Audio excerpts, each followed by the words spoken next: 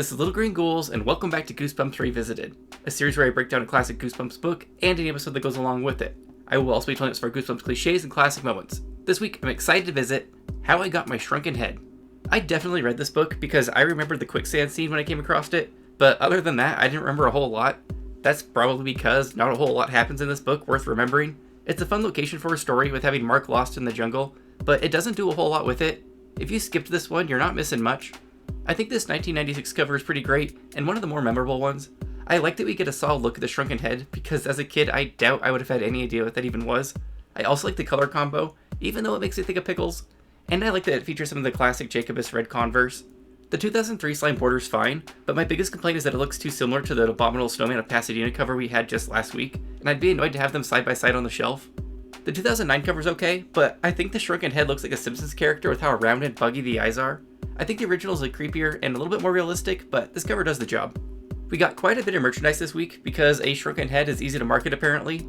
We have a shrunken head keychain, a Finger Frights finger ring, a Return to the Freak Faces featuring a shrunken head, something called a Scary Squirt, which was recently featured in one of my Saturday shorts, a shrunken head holographic ring, a shrunken head themed journal, a lithograph of the cover, both a heads up lunch bag and a heads up lunch box, but best of all, we have some shrunken head Goosebumps shoes.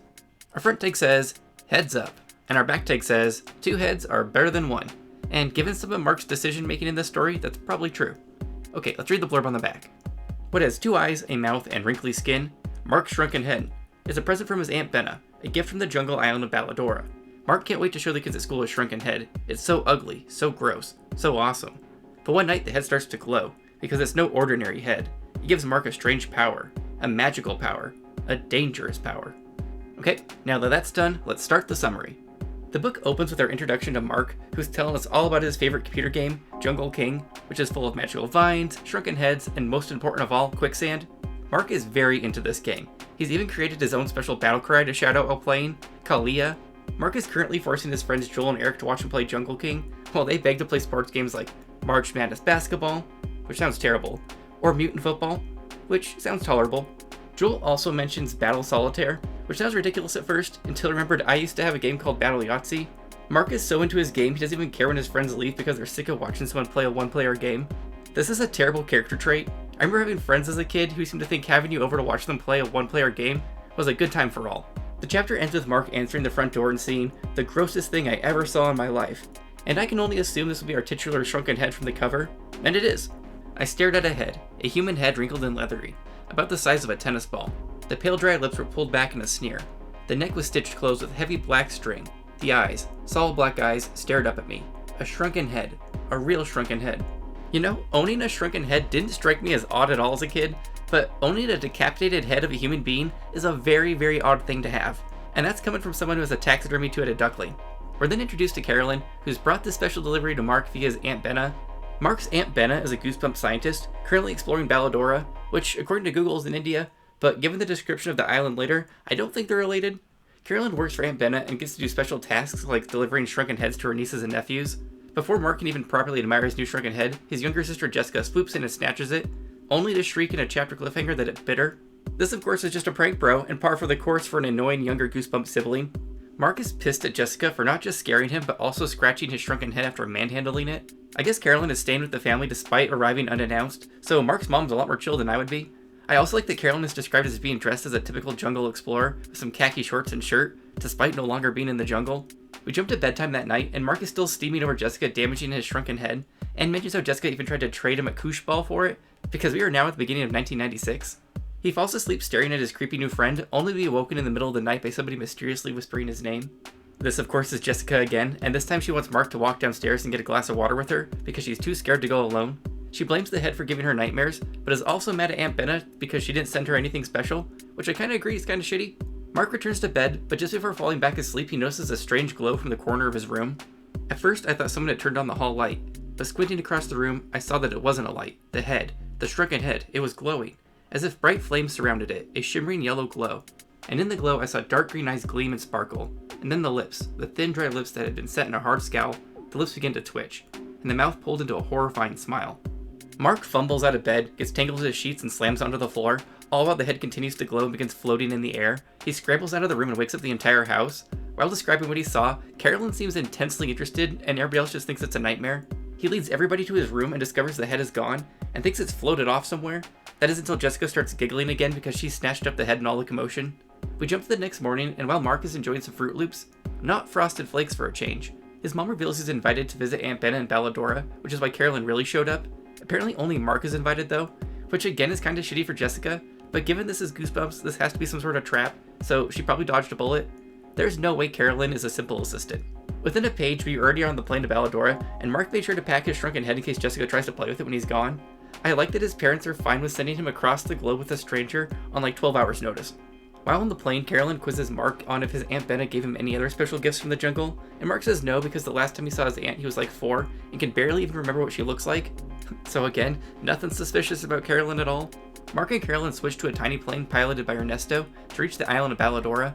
Upon reaching the island, Ernesto announces they have nowhere to land, so they're just gonna have to jump and land on something soft without parachutes in a chapter cliffhanger. This is just Ernesto being a prankster and Mark being gullible, and they land without issue. Ernesto unloads their stuff and takes off, leaving them in the jungle. They walk to headquarters where we're introduced to some more characters. We have Dr. Richard and his daughter Corrine, who just so happens to be the exact same age as Mark. Aunt Benna is still nowhere to be found, and Mark notices that Dr. Richard has very strange glassy blue eyes. Dr. Richard wants to know if Mark is the shrunken head, and is very excited when reported that he does. Mark asks where his Aunt Benna is when we finally get some insight into what's going on here. Turns out his Aunt Benna has been missing for weeks, and Carolyn was sent to retrieve Mark to help find her because Mark has jungle magic. Mark wants to know what the fuck everybody is talking about when Corrine tries to calm him down with a Coke and some island facts. We learn that there's not much to this island, mostly mosquitoes and some birds called scarlet ibis, which are actually real and very cool looking. We then get back to the important stuff and learn that Aunt Benna gave Mark jungle magic the last time she visited when he was about 4. That's why he could see the shrunken head glow. I guess Aunt Benna learned about the jungle magic from the Olyon people, who were the ones that shrank the heads on the islands hundreds of years ago, and she passed all this ancient magic on to Mark. All of this was learned from Aunt Benna's notebooks when the team was trying to figure out where she went missing. I'm fine with all this weird magic being included because magic was referenced in the blurb on the back, unlike in the Abominable Snowman of Pasadena where the magic snowballs just come out of nowhere. We gloss over a couple days where Mark explores the jungle with Corrine, and he learns that her mother died when she was little and she wants to go live with her grandma in New Jersey, but her father won't let her. Later, while everybody else is asleep, he decides to go for a little jungle walk, which results in him suddenly being surrounded by glowing eyes in a chapter cliffhanger. The eyes glow brighter and brighter until he's not looking at animal eyes, but hundreds of glowing eyes from a heap of shrunken heads. He races out of the jungle back to camp, where he helps himself to another Coke to settle down. He then grabs a flashlight and begins digging through Aunt Benna's notebooks, where he makes a startling discovery. Dr. Richard and his sister Carolyn will stop at nothing to destroy the jungle and all the creatures who live here, my aunt wrote in her bold, clear handwriting. They do not care who they hurt or who they kill. They only care about getting what they want. Finding the secret to jungle magic in that cave was my most amazing discovery, Aunt Benna wrote. But I know the secret is not safe as long as Dr. Richard and Carolyn are still around. They will use jungle magic to do evil. And so, I have given the jungle magic and its secret to my nephew Mark. He lives 4,000 miles away in the United States. And so, I hope the secret will be safe. If the jungle magic ever falls into their hands, my aunt continued, the jungle will be destroyed. The island of Balladora will be destroyed, and so will I. I can't say I'm surprised these two are up to no good, but nice work, Aunt Benna, leaving your secret in a notebook for anybody to read. But it gets worse for Mark. If they get the jungle magic, Aunt Benna wrote, he will shrink my head until there's no trace of me. I must keep my nephew 4,000 miles away from them, because he will shrink Mark's head too, to get at the magic I've hidden there. He's interrupted by Corrine, who wants to know what he's doing digging around where he's not supposed to be. They do have a standoff for a few pages until Mark decides he can trust her, and she agrees to help him escape the island. I don't see this working out well for Mark. They sneak around the camp when Corrine warns Mark that her dad's awake and he'll need to hide in the jungle, but this is just a brief fake out and ends up being a giant rabbit. Mark does end up fleeing into the jungle though with his shrunken head to go hunt for his missing aunt. Once in the jungle, he's lost and doesn't really have a game plan other than avoiding Carolyn and Richard, so they can't shrink his head and steal the magic out of it. He ends up falling asleep and dreams of floating shrunken heads telling him to hurry. He wakes up and he feels very itchy because he's clearly never seen naked and afraid and realizes he's covered in red ants. I've learned that insects and dehydration are what you really need to fear in the jungle. He tries to stop, drop, and roll the ants off of him, but this doesn't work. Mark starts to feel suffocated by the ants, but he suddenly shouts his favorite phrase, Kalia. This causes all of the ants to fall off of him because, surprise, this is some jungle magic. He shouts the magic words again and notices now that his shrunken head is glowing. This boosts Mark's confidence and he no longer fears the jungle because he can feel the jungle magic inside of him. This confidence is short-lived though because he struts himself right to a patch of quicksand in a chapter cliffhanger. He struggles in the quicksand for a bit before deciding to shout the magic words, but this gets him nowhere. He then notices his shrunken head is floating on the surface of the muck a few feet away from him, and thinks maybe if he holds it while shouting the magic words something might save him, but he can't reach the head. He slaps the quicksand in frustration and notices that the head bounces closer to him. He does it again and is able to snatch up the head and shout his magic words.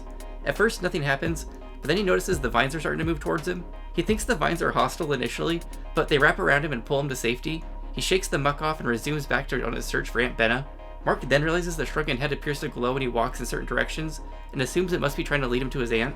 He marches through the jungle for a few pages before abruptly encountering a tiger. Kina failed to mention these were roaming around the island.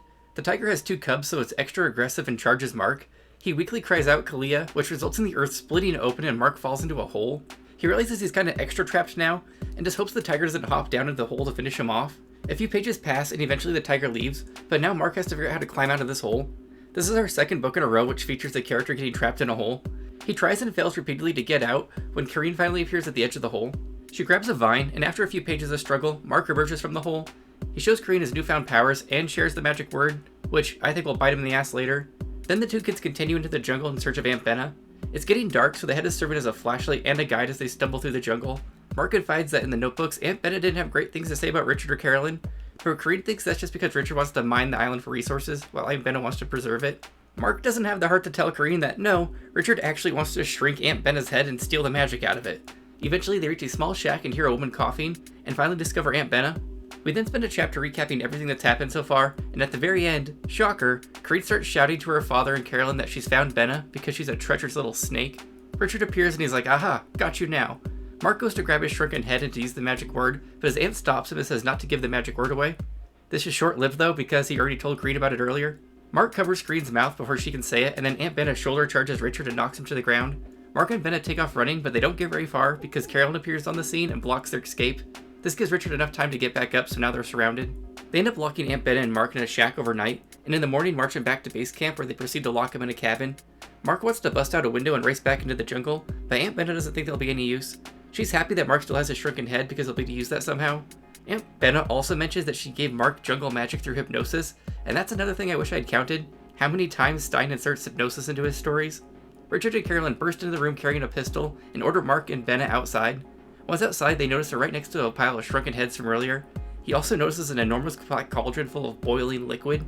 Richard tells them to reveal the secret of jungle magic or he'll shrink their heads and take it that way. Mark jumps into action and pulls out the shrunken head from his pocket. Before he can say his magic words, Richard grabs the head and tosses it in a pile. This forces Mark to dive into the pile of shrunken heads looking for the special one. This takes him a bit, but eventually he finds his because of the scratch Jessica put on his ear. He shouts the magic words and watches with satisfaction as Richard begins to shrink. He looks over and sees Carolyn and Kareen shrinking too. All 3 of the villains shrink until they're about the size of mice and race off into the jungle, where I assume they'll be eaten by something. We abruptly jump back to America, where Mark and Aunt Benna are home with the family. He tells them all about their adventures, and then at bedtime, Aunt Benna sits Mark down and hypnotizes him again. She reveals she took the jungle magic out of him, and now he's just a normal boy again, but lets him keep the shrunken head as a reminder of his jungle adventure. The next morning, he can't wait to go to school to tell Eric and Joel all about Balladora, so he grabs his head and races off to school. Except as he approaches the school, he feels the head twitch in his hand, and he looks down and it twitched. Huh? I let out a gasp and stared down at it. The eyes blinked and then stared up at me. The lips closed and then opened again. Hey kid, the head growled. Let me tell the part about the tiger. And that's how this one ends, with not the most exciting twist. How I Got My Shrunken Head didn't just get an episode, it got a 2-parter for some reason. I imagine there'll be some changes to the plot because I don't think this book needed 2 episodes. Our notable actor this week is Daniel Clark, who played Mark, and went on to have roles in Erie, Indiana, Are You Afraid of the Dark, I Was a 6th Grade Alien, and Degrassi: The Next Generation. So let's start the episode. I was hoping for a Stein intro since it's a 2-parter, but we're opening with a mysterious package instead.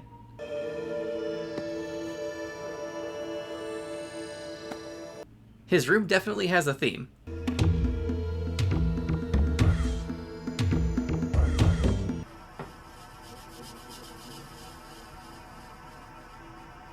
A varmint is on the loose.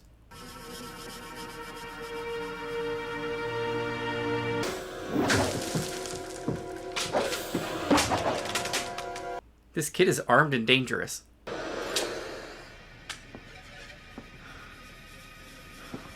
A beautiful thumbnail moment.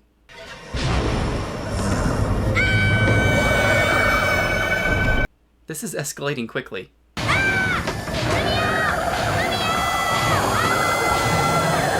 A+ parenting here. I've met in the last year and a half who isn't a jerk, and now he thinks I've got a crazy kid. I'm not. Look at this advanced computer technology. Things they're getting out of hand, Mark.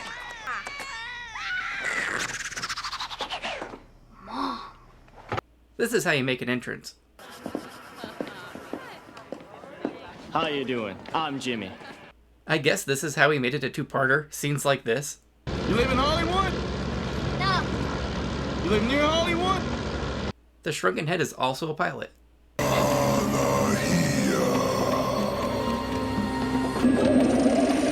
on, baby! I know you can do it! I know you can! Everything's under control! They keep showing these two guys, so they must be important.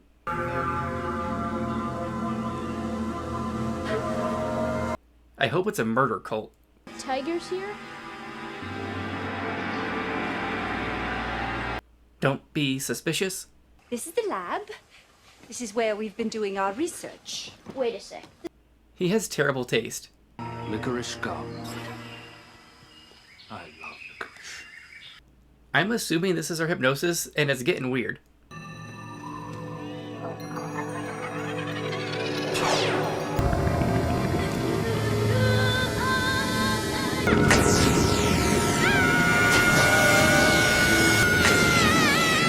It's like Lassie. Quick, to the old well. You want me to follow you?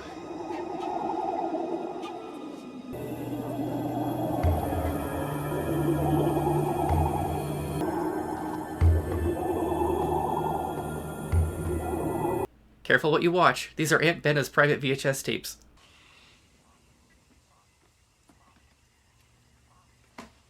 I always skip the setup too. University, and we will be continuing my research into... This kid is too focused on the head and not the hostage part of this radio call. Oh, a hostage. We prefer to think of him as our special guest. Well, that was unsettling. Hey!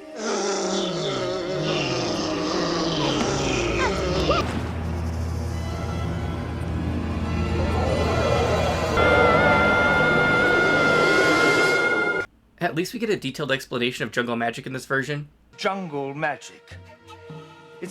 And it gives the user virtually unlimited telekinetic powers over... Well, I can see why they weren't successful. She's not actually pouring it in. Unfortunately, the procedures weren't entirely successful. It seems easier just to mimic her voice. Why don't you come visit me? Mark's less gullible in this one. Indeed. Yeah, right. And gentlemen know when other gentlemen are lying. I think I'd choose Quicksand over the snake too. Ow! Back! Help! Help! Someone help me! Kareen is not great in emergency situations. Here, grab this. Get it close. I'm sorry, Mark. Oh, that was good. Thanks a lot.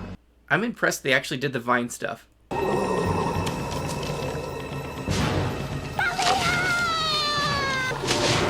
Mark!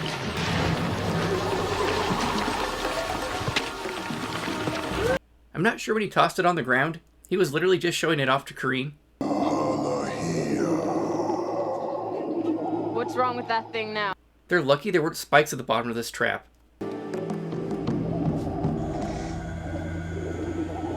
Benna, are you here? Aunt Benna has been alone in the woods a little bit too long.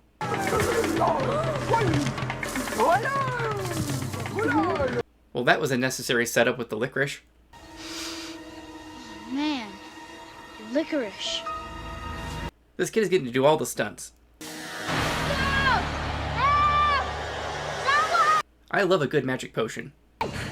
Let me out! Tell me about the jungle magic. Benna would rather boil Mark than tell.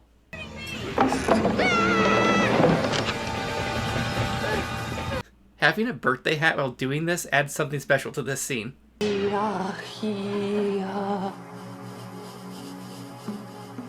He can fly.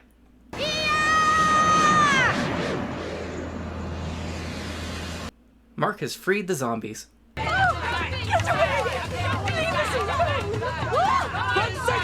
I was hoping someone would end up in the cauldron.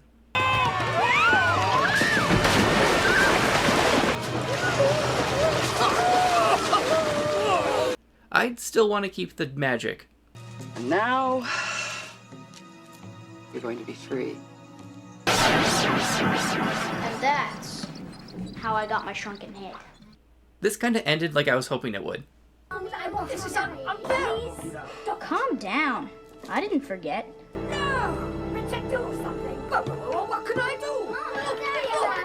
Overall, I thought How I Got My Shrunken Head was a little dull considering the setting and situation. It was fun having Mark have magical powers and being able to use them in different situations. I also liked the Red Ant attack, quicksand drama, and the fact that Richard wanted to shrink Mark's head and scoop out the magic. But despite all that, it still felt like this book was lacking something. I was just kind of unimpressed throughout it. I'm going to give this one 3 out of 5 shrunken heads. This one wasn't actively bad, it just didn't do it for me. Okay, on to our totals. How I Got My Shrunken Head didn't have any vomit, shoulder scares, asshole victims, or it was only a dreams, but it did have some 90s moments. In Getting Jiggy with the 90s, we had 2 90s moments. These included an abundance of PC games and Cush balls, which are about as mid-90s as you can get. This raises our total to 133 jiggy 90s moments. In It's a Prank Bro, I counted 3 pranks. These included when Jessica pretends the shrunken head bit her, when Jessica hides the head, and when Ernesto pretends Mark's gonna have to jump into the jungle from the sky. This brings our series total to 98 It's a Prank Bros. How I Got My Shrunken Head had fewer chapter cliffhangers with a total of 8, and they were fine in general.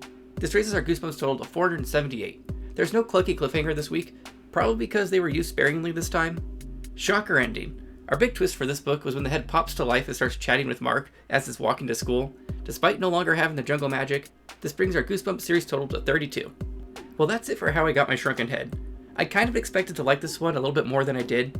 I appreciated the change of pace, but was still kind of bored with it. Next week we have the return to Slappy, and I'm ready for it. Let me know in the comments what you thought of How I Got My Shrunken Head. Did you enjoy this one? Would you own a shrunken head? Do you possess jungle magic?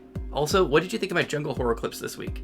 Anyways, as always, thanks again for watching, and make sure you subscribe for The pride, the love,